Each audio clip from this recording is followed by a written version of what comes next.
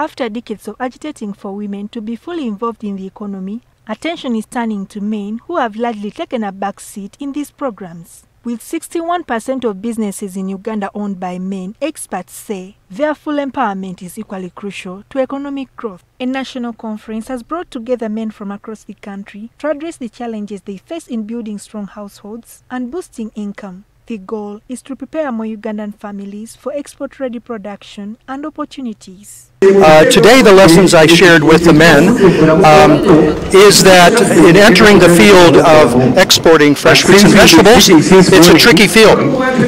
Means starting with the product that your market wants, which might also include not just size, shape, and variety, but it needs to be grown in a healthy way. That involves record keeping, because most of these markets require some kind of certification. The global GAP, which is required in the European Union, requires a huge stack of record keeping. What was added to the field? When was it added?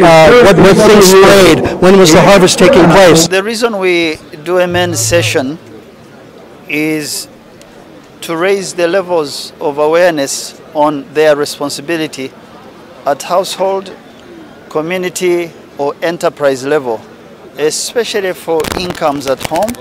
So first of all, globally, men have more wealth than women. Over $105 trillion if you look at the global picture.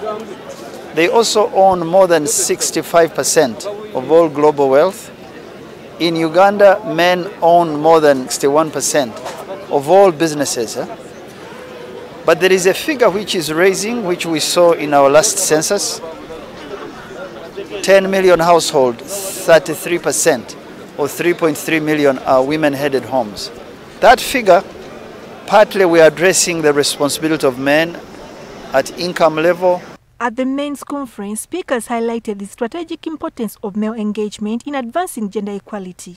Experts stress that meaningful male participation is critical to driving sustainable progress, strengthening family businesses, and ensuring long-term viability of gender equity initiatives. Ndagire, NTV Business.